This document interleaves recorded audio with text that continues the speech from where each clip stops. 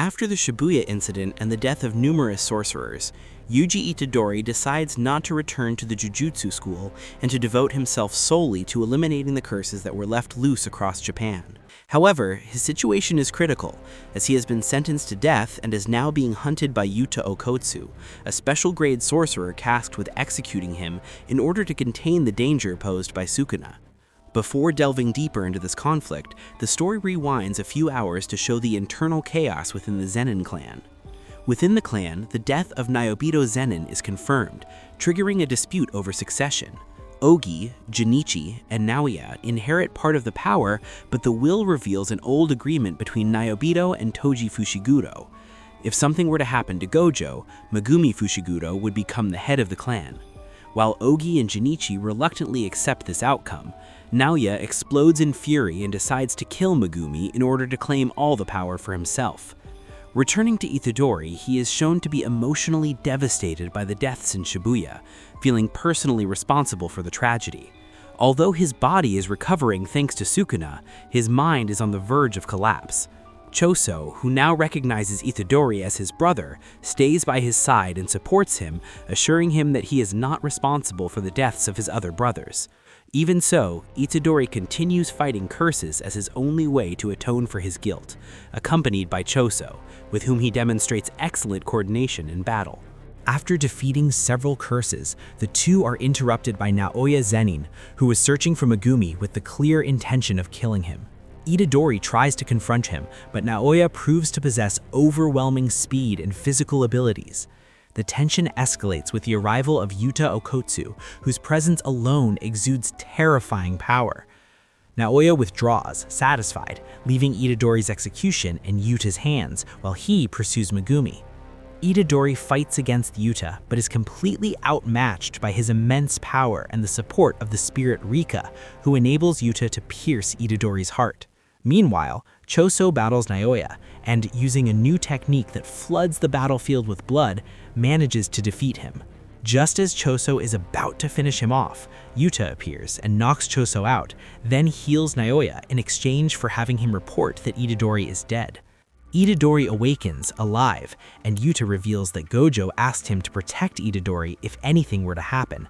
Although he carried out the execution order, he revived him using reverse curse technique. Megumi was also aware of the plan and supports the idea that Itadori should not be condemned for a power he never chose. Even so, Itadori continues to distance himself out of fear of Sukuna until Megumi asks him to face what lies ahead together, freeing Gojo from the prison realm, uncovering Noritoshi Kamo's plans, and stopping them. Along this journey, Itadori learns of Nobara Kugisaki's officially confirmed death during the Shibuya incident. Later, he reunites with Maki Zenin, who survived her injuries, and with Yuki Tsukumo, who also joins the plan. Finally, the group crosses the barriers to reach Tengen, where a mysterious being is already waiting for them, fully aware that Itadori is the vessel of Sukuna. The encounter with the mysterious entity reveals that it is Tengen, although his current appearance makes him seem like a being detached from human reality. Without wasting time, the sorcerers ask him about Kenjaku's true intentions and the possibility of opening the prison realm. Tengen explains that Kenjaku's ultimate goal is to force the evolution of humanity through cursed energy, although this plan cannot be carried out immediately due to the current lack of sufficient cursed energy. As a preliminary step, Kenjaku plans to merge all of humanity with Tengen himself, who, after evolving without a vessel, developed a consciousness that extends across the entire planet. This condition makes a global fusion possible, but it would also mean the end of the world, as millions of people would gain immense power that would inevitably lead to corruption, chaos, wars, and the extinction of all life. Although Tengen opposes this plan, he admits that his evolution has transformed him into a being similar to a cursed spirit, causing him to lose his human body. This makes him vulnerable to curse manipulation, meaning his capture by Kenjaku is only a matter of time. To delay this outcome, Tengen proposes sealing his sanctuary and assigning bodyguards, though he acknowledges that with the Six Eyes user sealed, there is no longer a true obstacle standing in Kenjaku's way. Even so, the plan requires a preliminary phase known as the culling game, a survival ritual in which hundreds of sorcerers fight under strict rules and a point-based system designed to optimize cursed energy. The outcome of the game could lead either to a new era of enlightenment or to the total expansion of evil. Faced with this threat, Choso and Yuki Tsukumo decide to remain with Tengen to protect him, while Itadori's group takes responsibility for directly intervening in the ritual. Tengen also shares key information about the reversible prison realm, which could be opened using tools capable of nullifying cursed energy. However, these weapons were destroyed by Gojo in the past. As a possible alternative, Tengen mentions a sorceress known as Angel, whose technique can extinguish any ability other than her own. Her participation in the culling game makes her a crucial key to freeing Gojo. With the rules, colonies, and responsibilities defined, the sorcerers prepare to take action and prevent the world from falling into absolute chaos. With preparations underway for an impending decisive battle, the story returns to the Zenin clan, where Naoya Zenin openly opposes Megumi Fushijuro's recent rise to leadership. His contempt also targets Maki Zenin, whom he deems inferior due to her inability to use cursed energy and her weakened physical state. Although Megumi now has the authority to appoint Maki as clan head, this shift in power sparks fierce resistance. Naoya and Junichi Zenin secretly conspire to stage an accidental execution to eliminate both Megumi and Maki. The conflict escalates with the arrival of Ogi Zenin, Maki's father, who decides to purify the bloodline after deeming his daughter's failures. His resentment stems not only from their lack of cursed energy mastery, but also from his own frustration at never being chosen as clan leader. Acting without mercy, Ogi throws Maki and her twin sister Mai, both gravely injured, into a punishment chamber filled with curses, convinced they will perish. When all seems lost, Mai uses her final strength and her construction technique to forge a sword imbued with cursed energy. This sacrifice gives Maki a chance to survive, but costs Mai her life. With her dying wish, Mai asks Maki to destroy the Zenin clan, blaming it for robbing them of any chance at freedom. Empowered by this sacrifice, Maki survives the curses and kills her own father. In response, the clan mobilizes to stop her. The first to fall is the Kukuru unit, a group of disposable fighters used as expendable shock troops. Next comes the Hei group, the elite Zenin sorcerers, yet even they are overwhelmed. Junichi, unable to comprehend Maki's rapid evolution, is effortlessly defeated and decapitated by her sheer physical power. At last, Naoya intervenes as the clan's final line of defense. The battle reveals that Maki has fully awakened her heavenly restriction, reaching a level comparable to Toji Fushiguro. With Mai's death erasing the last trace of cursed energy from her body, Maki becomes immune to domain expansions. Using her heightened senses, she sees through Naoya's techniques and defeats him decisively. Though Maki's dying mother delivers the final blow to Naoya, Maki also kills her, completing the total annihilation of the Zenin clan and marking the fall of one of the most powerful families in the world of Jujutsu. After the massacre of the Zenin clan, the story shifts its focus to Masamichi Yaga, the sorcerer who was the first to create autonomous cursed corpses, beings with cursed energy and their own consciousness, capable of acting without external control, Panda being the prime example. Although Yaga never revealed the secret behind this technique, the higher-ups of the Jujutsu world issue an execution order against him, using Gojo Satoru's alleged betrayal as an excuse. In truth, their real objective is to force Yaga to divulge the formula to create more of these beings. The one tasked with carrying out the order is Yoshinobu Gakuganji, who leaves Yaga gravely wounded. Before dying, Yaga chooses to reveal the secret of his technique, not as an act of submission, but so that Gakuganji must bear the responsibility of that knowledge and reflect on the corruption within the Jujutsu world. The narrative then returns to Itadori and Megumi, whose mission is to locate Kinji Hikari, suspected of being connected to an underground organization known as the Fight Club. Upon arriving, they are detained, but by direct order of the leader, Itadori is allowed to participate in the tournament's main event. The plan is for Itadori to act from the inside while Megumi investigates discreetly, as any mistake could cause them to completely lose Hikari's trail. One key rule of the tournament is the ban on cursed techniques, since the audience consists of ordinary people who cannot perceive cursed energy. This forces the fighters to rely solely on physical combat. In the arena, Itadori is unexpectedly matched against Panda, who is also infiltrating the club with the same goal. Together, they stage a fake yet spectacular fight that amazes the crowd and catches Hikari's attention, leading him to plan on turning Itadori into the tournament champion purely for entertainment. Later on, Panda reveals that Hikari is controlling everything from a monitoring room protected by his ability. After defeating several opponents, Itadori finally comes face to face with Hikari. Hikari speaks about his obsession with risk, excitement, and control, making it clear that he seeks to rival or even surpass the influence of Gojo Satoru. When Itadori pretends not to know Gojo, Hikari realizes he is an infiltrator and decides to confront him directly. While Itadori is in danger, Megumi and Panda infiltrate the club building to locate Kinji Hikari's hideout and provide him with support.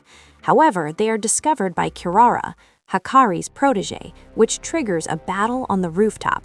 During the confrontation, it is revealed that Kirara's technique allows her to prevent her enemies from approaching by placing special marks linked to the Southern Cross, as well as binding objects together using cursed energy.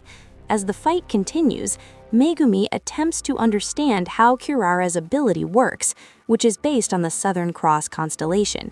Each mark represents one of its stars and establishes specific rules of attraction and repulsion. Megumi tries to reason with Kirara, explaining that they need Hikari's help to prevent the destruction of the Jujutsu world. Kirara refuses, recalling that both she and Hikari were expelled from the school after a conflict with the higher-ups, and trusting that Gojo will resolve the situation. However, upon learning that Gojo has been sealed, she refuses to believe it and resumes the battle.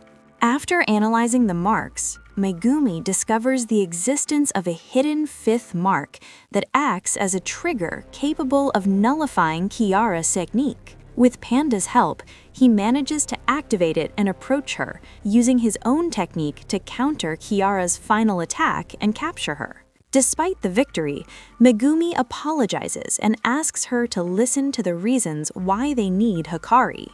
At that moment, Itadori and Hikari emerge from the hideout. Hikari demands a demonstration of determination before offering his help, so Itadori accepts his blows without defending himself.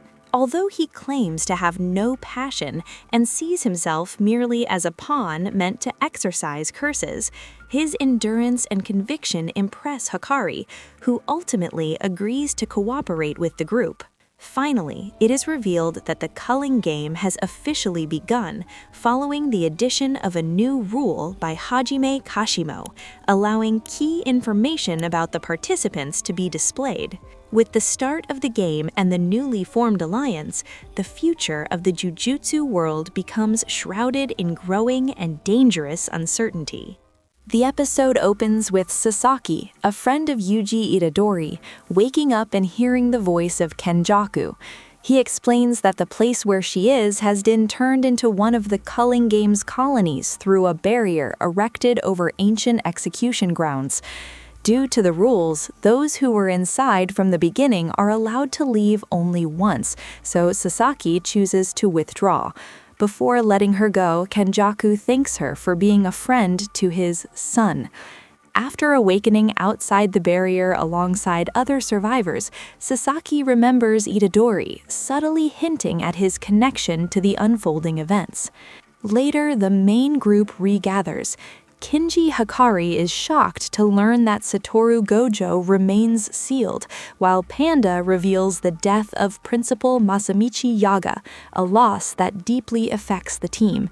Hikari agrees to help stop the culling game, but asks for their support in expanding his underground fight club business. Meanwhile, Megumi Fushiguro reveals that he has become the head of the Zenin clan, though it is later destroyed due to Maki Zenin's actions.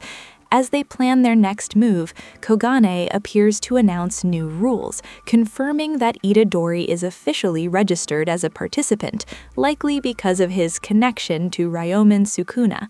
Thanks to an added rule, they gain access to information about dangerous players, such as Hajime Kashimo, who has already accumulated enough points by killing numerous participants, and Hiromi Higuruma, another player with an impressive score.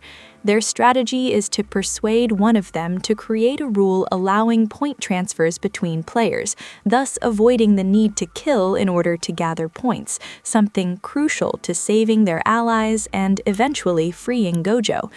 To carry out the plan, the group splits up and enters different colonies.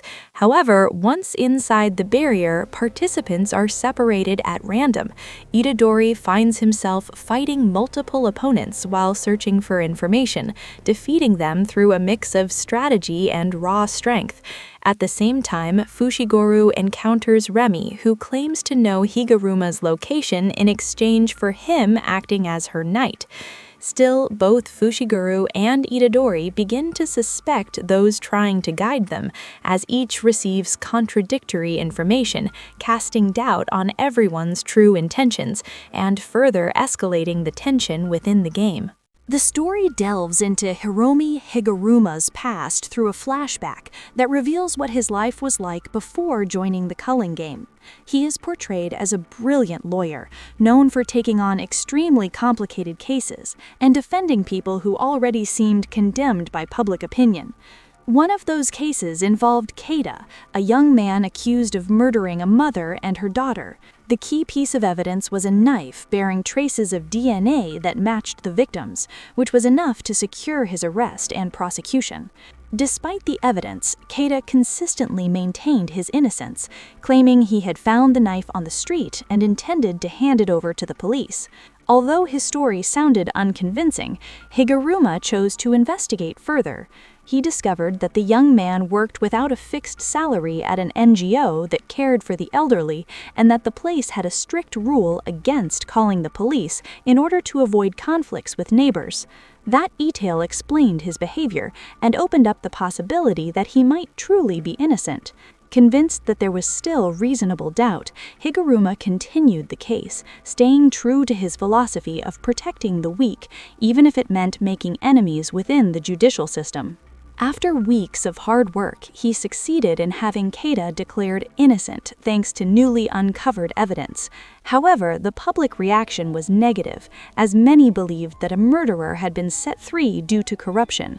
The most devastating blow came later, when, in a subsequent appeal, the court overturned the verdict and declared Keita guilty, influenced by social pressure and the weakness of the evidence in his favor. At that moment, upon realizing the depth of corruption within the system, Higuruma awakened his cursed technique and killed the judge and the prosecutor responsible, marking the definitive turning point in his life. In the present, while Megumi falls into a trap set by Remy, Itadori manages to find Higuruma. The former lawyer appears apathetic and cynical, convinced that the game is designed so that only the strongest survive. He rejects Itadori's proposal to use his points to create a rule that would prevent unnecessary deaths, having completely lost faith in justice. Without his cooperation, Itadori has no choice but to fight him, fully aware that his 100 points make him an extremely dangerous opponent.